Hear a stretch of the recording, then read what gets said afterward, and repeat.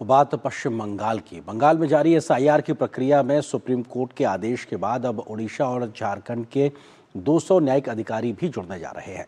तार्किक विसंगतियों को दूर करने के लिए कोलकाता हाईकोर्ट के न्यायिक अधिकारियों के साथ ये अधिकारी सोमवार से बंगाल में अलग अलग जिलों में काम करते नजर आएंगे।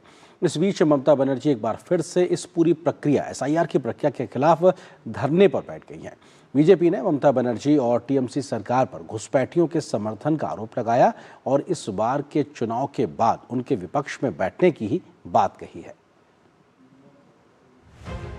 पश्चिम बंगाल में ममता बनर्जी के विरोध के बीच न्यायिक अधिकारियों की देखरेख में मतदाता सूची में विसंगतियों को दूर करने का काम तेजी से चल रहा है और अब इस प्रक्रिया में झारखंड और ओडिशा के 200 अधिकारी शामिल होने जा रहे हैं। ये अधिकारी शनिवार तक पश्चिम बंगाल पहुंच जाएंगे और 9 मार्च से भारतीय चुनाव आयोग द्वारा तार्किक विसंगति श्रेणी के तहत पहचाने गए मतदाताओं के दस्तावेजों के न्यायिक निर्णय की चल रही प्रक्रिया में शामिल होंगे।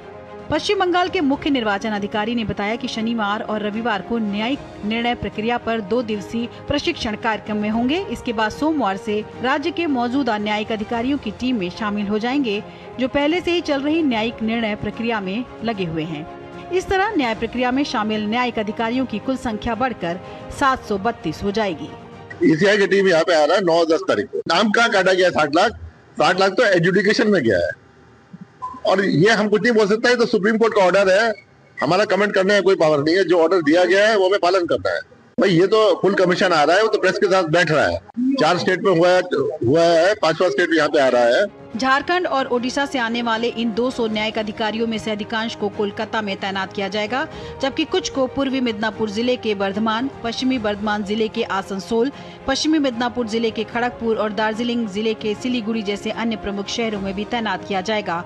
उनके रहने की व्यवस्था मुख्य रूप से कोलकाता हवाई अड्डे और कोलकाता के साथ ही संबंधित जिले के शहरों में स्थित महत्वपूर्ण रेलवे स्टेशनों के नजदीक की गई है। वहीं मुख्य चुनाव आयुक्त ज्ञानेश कुमार की अध्यक्षता में चुनाव आयोग की पूर्ण पीठ 8 मार्च को कोलकाता पहुंचेगी और अगले 2 दिनों में न्यायिक प्रक्रिया के साथ साथ आगामी विधानसभा चुनाव की तैयारियों की समीक्षा करेगी।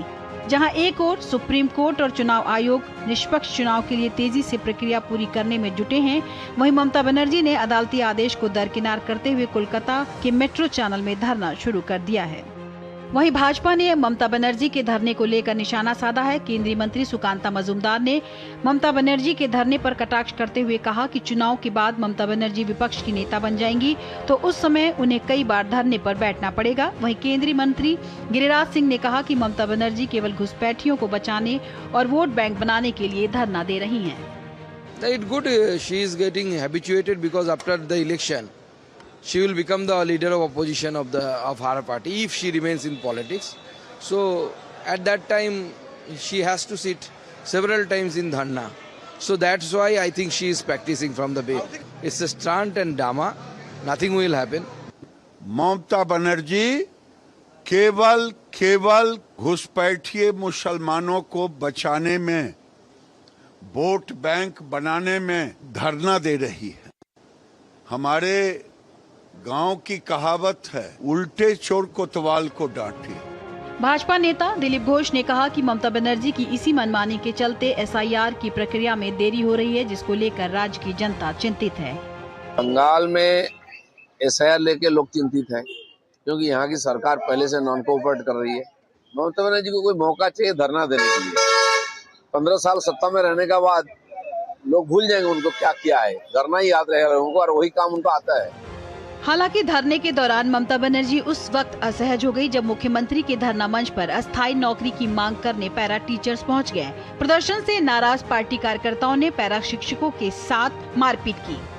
नीचे যারা মোবাইলে ছবি তুলছেন প্লিজ ডোন্ট ডিস্টার্ব। রন্তিজার মতো সিনিয়র সাংবাদিক বলছে তাকে বলতে দিন, কোনো ছবি তোলার দরকার নেই। इस दौरान शिक्षकों की बात सुनने के बजाय ममता बनर्जी मीडिया को रोकती नजर आईं। दरअसल ये लोग पिछले 15 वर्षों से अस्थायीकरण की मांग को लेकर लगातार दर दर भटक रहे हैं। पैरा टीचर्स का कहना था कि 2011 में मुख्यमंत्री ने पैरा टीचर्स को अस्थायी करने का वादा किया था।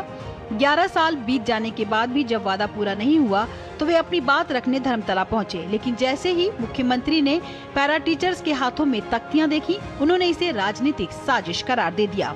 जिसके बाद वहां मौजूद तृणमूल कांग्रेस के कार्यकर्ताओं और समर्थकों ने पैरा टीचर्स के साथ मारपीट शुरू कर दी और उन्हें पीटते हुए सभा स्थल से बाहर निकालकर पुलिस के हवाले कर दिया। डीडी न्यूज के लिए कोलकाता से सौरभ दत्ता के साथ ब्यूरो रिपोर्ट। और यहाँ पर एक और छोटे से ब्रेक के लिए रुकेंगे। ब्रेक के उस बाद जब वापस